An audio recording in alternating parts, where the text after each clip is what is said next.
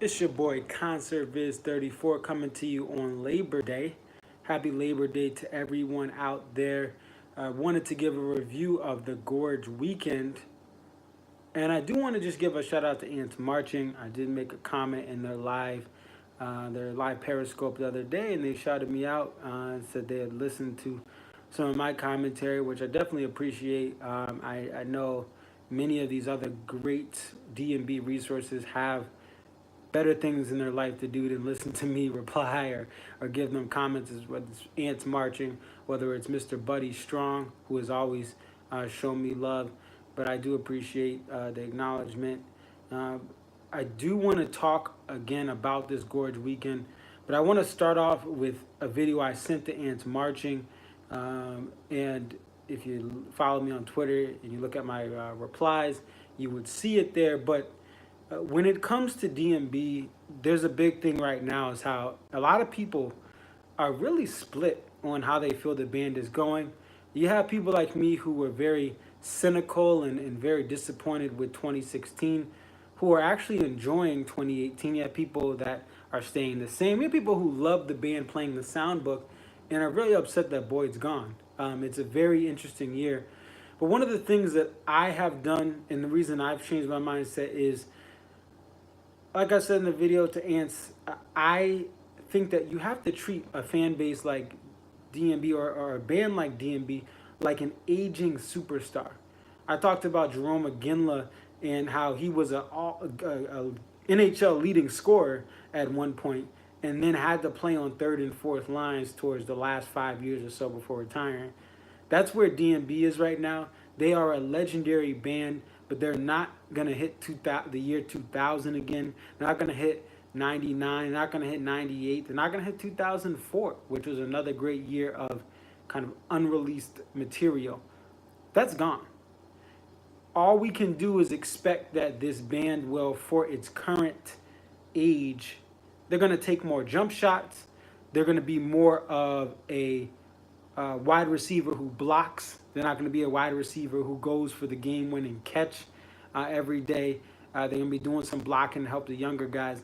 That's essentially what I expect from the band. I don't expect them to have these magical sets where you hear Monkey Man and People and oh my gosh, there's unreleased song that they haven't played for 5 years. I'm not expecting that. But I do have some praises and things that I'll talk about that I like. And I do have some things that I think could be improved in some instances. And it really wouldn't take the band that much to improve them. We want to start off by what I liked this weekend. I love the sound on SiriusXM. I heard them on SiriusXM on Friday night. Thank you, SiriusXM, and thank you, DMB, for making that happen for the Gorge weekend. I also love how they sound on YouTube. And I think that this band is, someone just said, oh yeah, Patrick Brewer, he's go blue. I was rooting for Michigan, man. I hate Notre Dame. Not as much of a fan of Michigan, but anytime Notre Dame loses, I'm happy. Couldn't get it done late, but you know what? We'll see what happens. But I mean, Michigan, yeah, a half of a championship since 1949. Huh? Yeah, I gotta step it up. Just kidding. But anyway, let's get back to what I like about DMB is the energy on stage is amazing. You can feel it in the audio only XM. You can see it from these live telecasts or streams on YouTube. This band is having a fun time. It doesn't matter what they play. They are having a good time on stage. And I felt that at the concerts I went to. And it really is great to see the whole band smiling. Even Tim this year has been smiling and been more energetic, and that he's always had a cool demeanor, but you've seen Tim really get out of his shell just a little bit more this year. And I think with the changes in the lineup, that has happened. That's a big thing, and that leads me to my next point. Buddy Strong, man, he's the MVP this year. There's been, obviously, he's not Carter, who is an amazing drummer even at 60, about to be 61 in a couple months. He's not Dave, who is the songwriter, the lead singer the acoustic guitar smith of the band. But Buddy is just he is his energy is getting caught on to everyone else. Everyone else, if you listen to the band from their low point of this year, which was February, not sound wise as far as, but just as far as where they were spiritually and emotionally, it's that weekend of Boyd's, departure from the band. And where Stefan looked crazy, emo. But since Buddy has come along, his spirit has lifted everyone up. And he is the real MVP. I've said that all tour, but I got to say it again for this Gorge weekend as well. His first Gorge weekend. And, he did an amazing job in some of these parts, especially with the soul and the funk that the band had to bring on certain songs. Buddy was the catalyst. Let's talk about the songs I liked night by night. Night one, Pig and Raven, Buddy Strong's soulful new entry. I like it. A lot of old heads may not like it. A lot of people who don't like organ aren't going to like it. But you know what? For me, it's different. And look, I've only been listening to D&B. I've been going to concerts since 2012. I've only been listening extensively to live D&B music since about 2011, 2012. I would listen to the studio stuff as, in my teenage years or preteen years. But, I mean, it's nice to have a change of pace. We're blessed that this band can put out a great product, but at the same time, it's nice to hear them switch things up with the Raven intro. Old Dirt Hill sounds really good. I've been someone who's been wary of two-step, or I'm not two-step, stand up. It has to do with feet, but it's stand up. Yeah, so stand up. I've been wary of some of those songs on the set list when I first started getting into the live shows. But Old Dirt Hill sounded amazing. Night two, time of the season, Buddy, Buddy, Buddy. What's your name? Who's your daddy? Yo, the band did a great job with this yet again. And then with night two, Grace is Gone and Last Stop with Hamilton. This is why I say we have to get Tim an acoustic guitar. Someone steal his electric guitars. Hamilton can't make the whole tour. Okay, we want to kidnap him, and we want to, fan base is already looking to get the white van, tie him up, and keep him on for the rest of the tour. That's not going to be possible. Maybe he still pops up in a couple of shows. Only a couple of shows left. Maybe he pops up in the Hollywood Bowl. We'll see. But what Hamilton did on both of those songs, Grace and Last Stop, it's so beautiful. And it's something that my one of my other bands, String Cheese Incident, has. When you have Michael King, who plays violin, by the way, and plays mandolin, maybe D&B takes him from, String Cheese. Nah, just like he will. But Michael King, amazing player. There's something about just hearing those strings, and Stanley Jordan did it with the band in 2012 and 2013 when I saw them in Hartford. But when you have a beautiful acoustic lead, it's a better sound for the band than the electric guitar. Electric guitar is great on certain parts, but the band's formation, the core sound of the band from back in the day is the sax with the strings, with the bass. Dave used to noodle more in some of these parts, but when you have a nice mandolin, when you have a Bella Fleck that played on stuff back in the day in '98 and so on, that's what makes the band great. Even the New Year's Eve show with Bella back, I think that was '96, Hampton Coliseum. I would love for Tim to play acoustically more. I would love for Dave to diddle and dabble on stuff like 41 like he used to. I would love for Tim to be the Tommy Morello from that Europe Live track. I think that's Libsyn, Portugal. I have it in my car. I can't remember which one it is.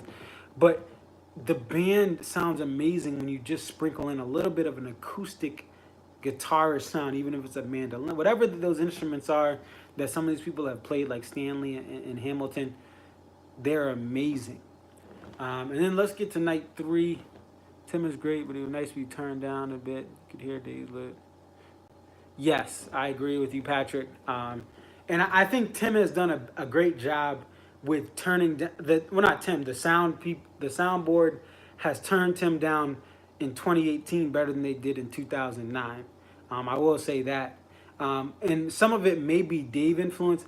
I think that Dave wants for Satellite and Warehouse to have that backing so he can kind of chill towards the end. I don't like it personally when you hear Tim playing on Warehouse the same stuff Dave's playing, or when you hear him on Satellite a little too loud because you can't hear Dave in the chorus part of it.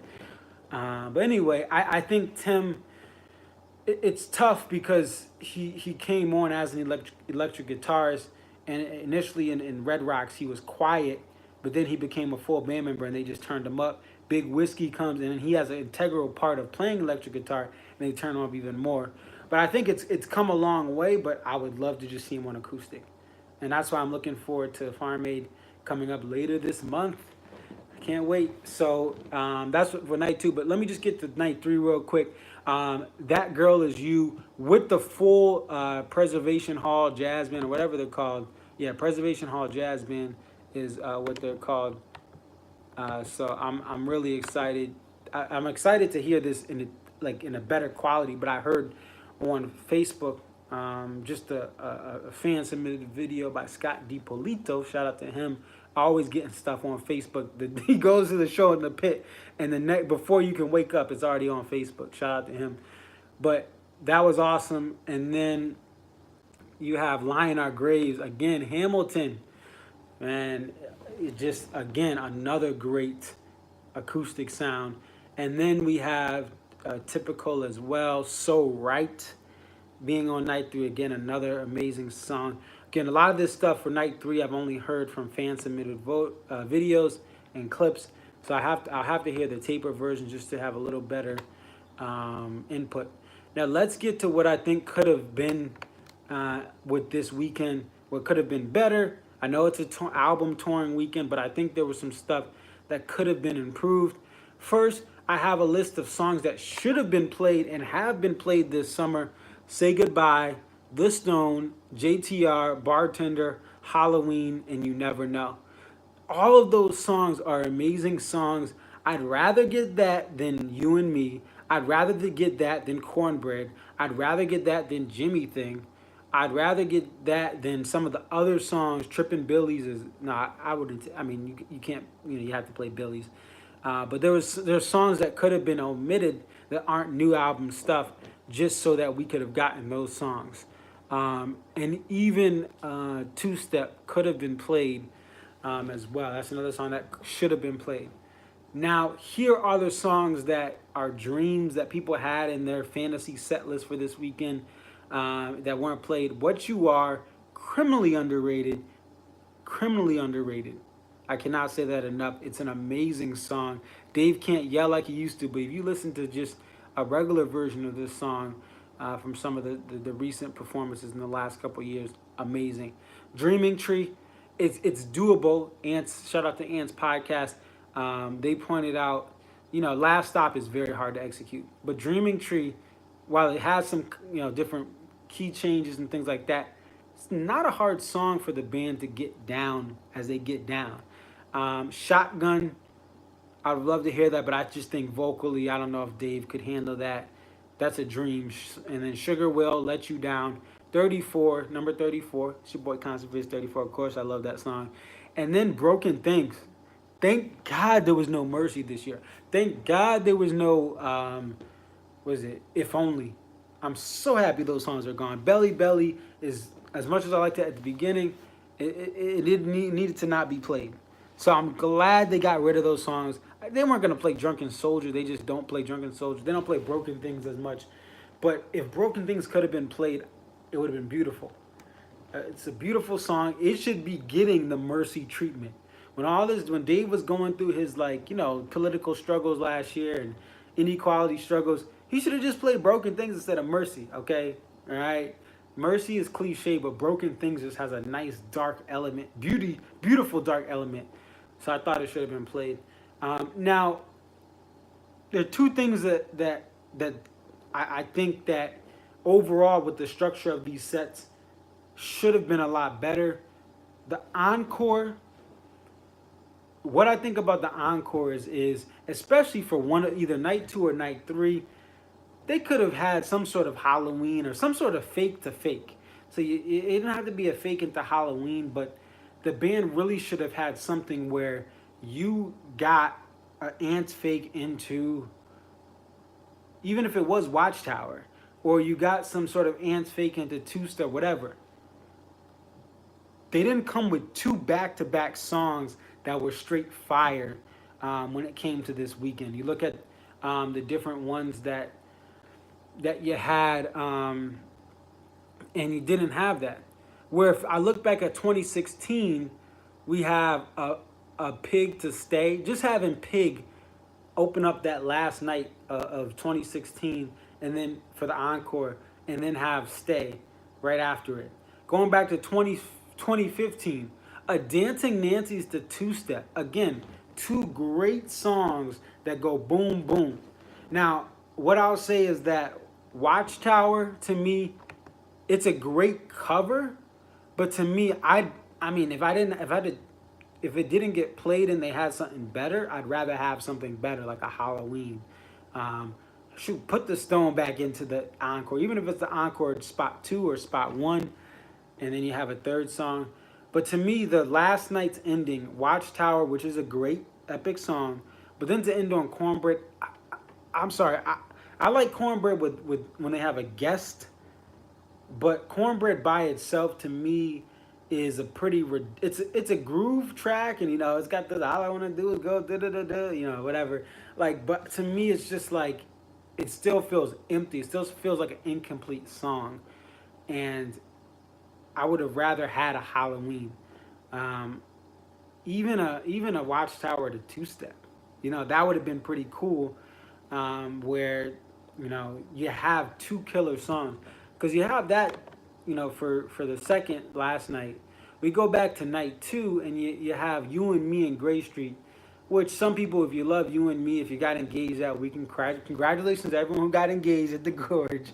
I'm sure someone got married too. You and Me, and then the Gray Street. Oh, it's so beautiful. But for us, not people who are already married, people like me who are single, Gray Street is great to end. It sounded beautiful, but You and Me, I'll pass, even though this year I've said it sounded better live than it ever has. And then the first night, Come Tomorrow, which is it's a great song. It's almost a conclusion of,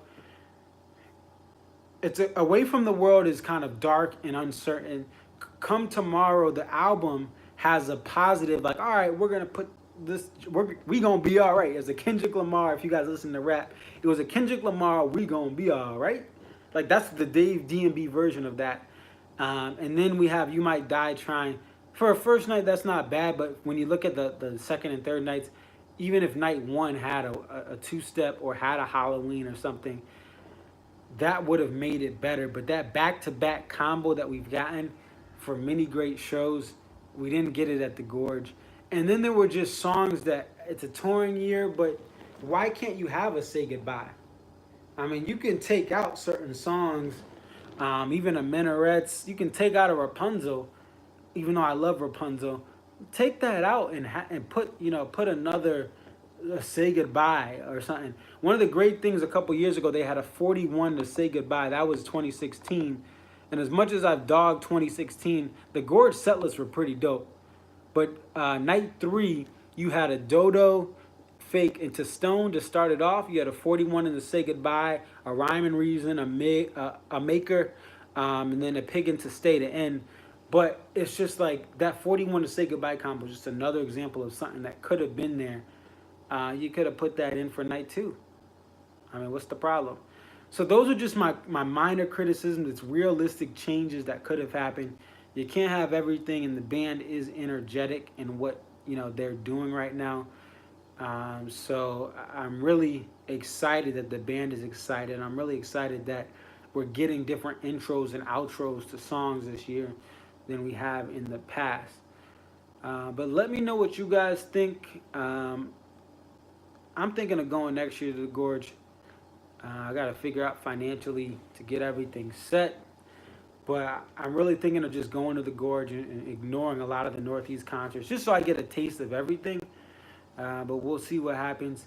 It's your boy ConcertViz34. Follow me on Twitter at ConcertViz34. Thank you everyone who's liked, commented, and subscribing. Thank you for everyone who's watching. Other than that, for today, I'm out.